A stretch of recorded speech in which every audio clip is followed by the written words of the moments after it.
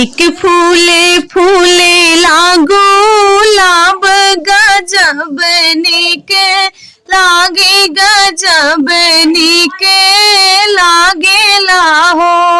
सखिया पर श्री कृष्णा के हाथ तो के दाहो दे है तो के दाहो दे है हो।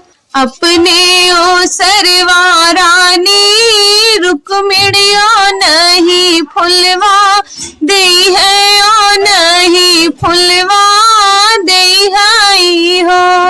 सखिया राधा के जियरा भी रोधन हमाय विष राम हमाय विष रावाई हो। सुन के खड़ुआ श्री कृष्णा चोटोर चोटोर चल चोटोर चोटोर चलाई हो। राधे के माँ हल गए राधे के माँ हल गए हो।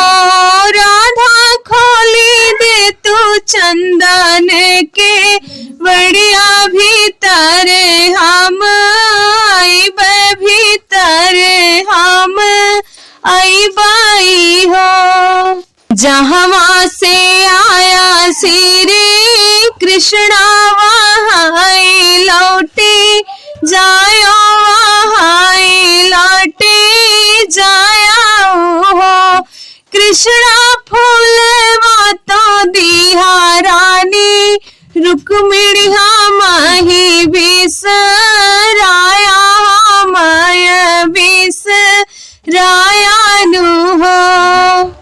कह तू सरग चला जाइत सरग सीढ़िया डारित सरग सीढ़िया डारित हो।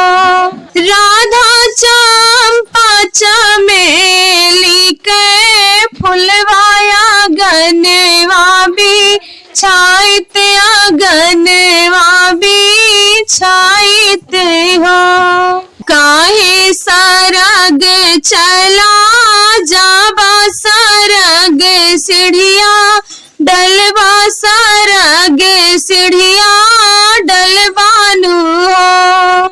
कृष्णा जी हो सरग चला